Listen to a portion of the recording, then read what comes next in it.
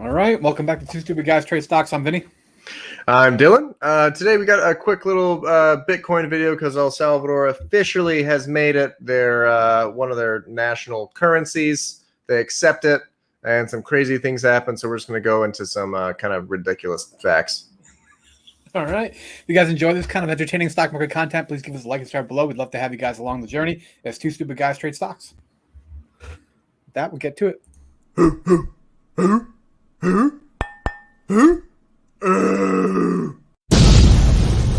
Two Stupid Guys Trade Stocks.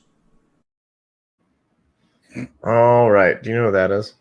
Yeah, that's the president of El Salvador. I can't remember what his name was, but it was definitely interesting. He looks very presidential. He's got a great stash.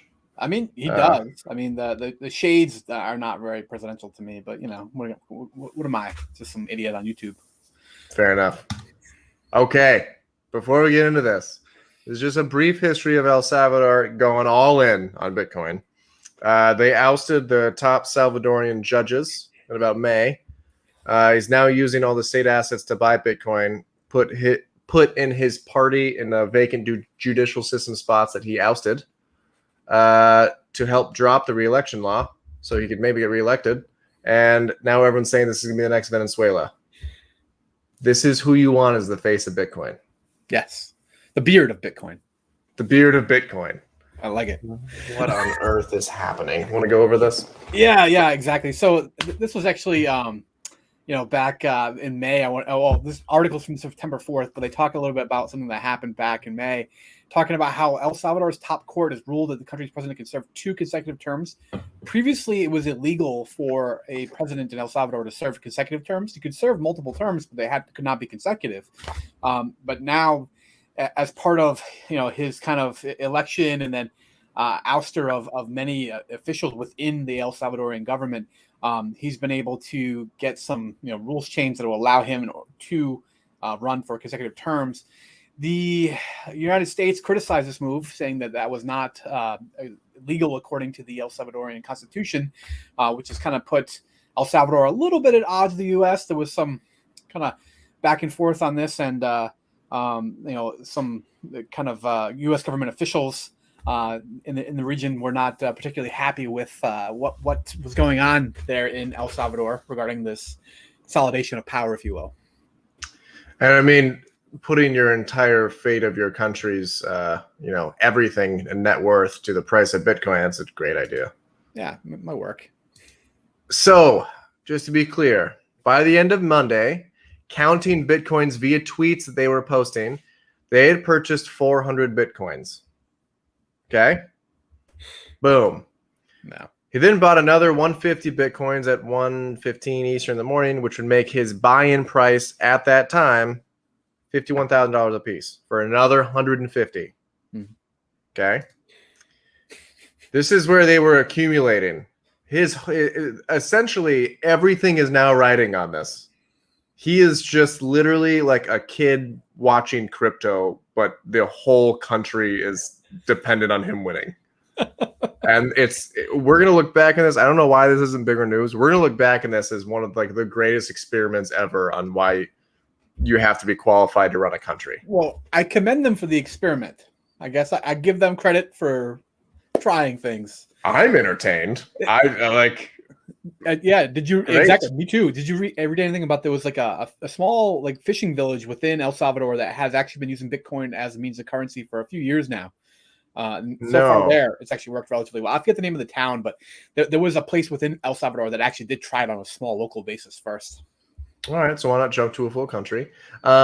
This was the last buy here. I feel like if you're El Salvador, you're sweating the next couple days, right? Yeah, we've all bought something that dropped 10% in value immediately. Yeah, except it wasn't your entire net worth. But yeah. So basically, when you look up why it crashed, everyone was saying, "Hey, it's definitely the El Salvador thing," because no one really knows what's going on. But just to put this into kind of proportions here, they have about 550 Bitcoins. This is not confirmed, but that's about $25 million. The dip was 410 billion. So this is a drop in the bucket.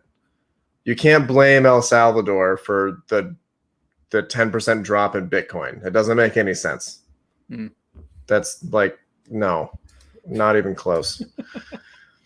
We're going to take a little bit of a deeper look here, but the CEO of Strike, which is a digital finance company that helped with the logistics of the new law, stated that over 70% of the country's active population don't have a bank account. It's a little bit rough.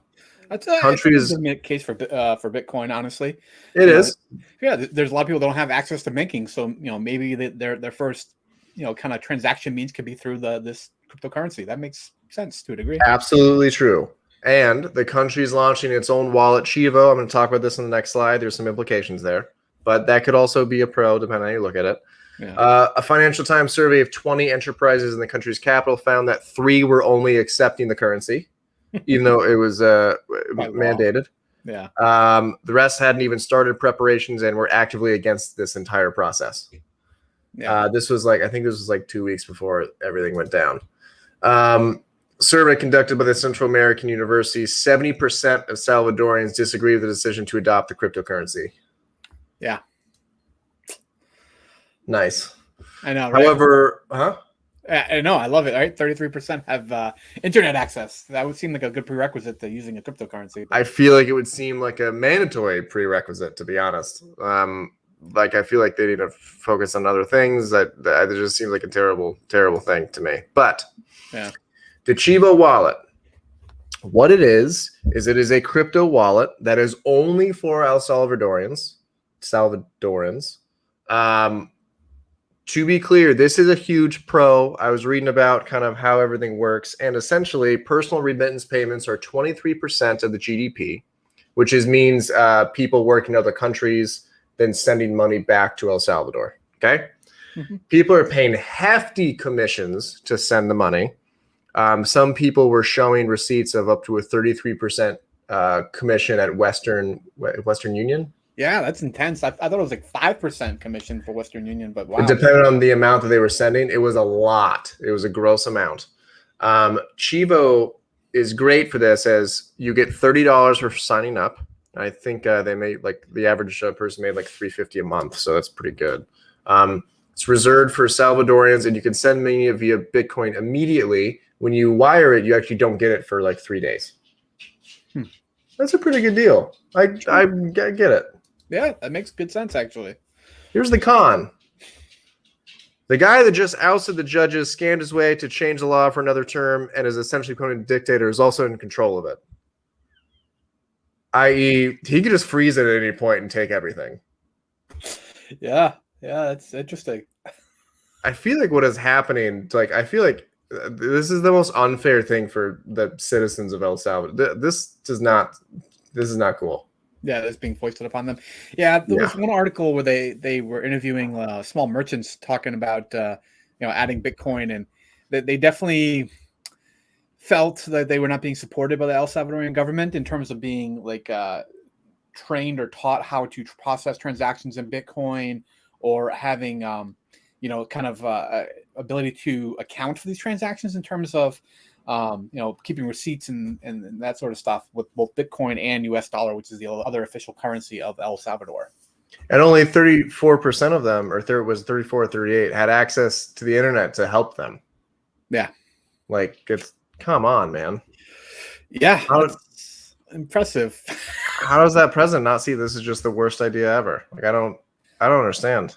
Yeah, I mean, I do commend them for being kind of thinking outside the box a little bit, and certainly if I were the leader of a country that had a lot of issues, I would probably be trying to think for outside the box solutions as well. But we'll be interested to see how this one plays out for them. I don't know. Yeah, I mean, obviously, I hope it works out. I don't like crypto at all, but I also don't want that country just going to poverty because of this guy. So. Yeah, well, I mean, frankly, they're already there, so it's no, I meant worse, worse. Yeah, true. That's been cited as a major source of kind of immigration to the United States is El Salvador, Honduras, Nicaragua, in part because of just the poverty and the governments that aren't exactly the most trustworthy and transparent throughout that region. Being the reason behind this kind of migration, but we'll see. Yeah. All right, guys. We'll catch you in the next one. Later.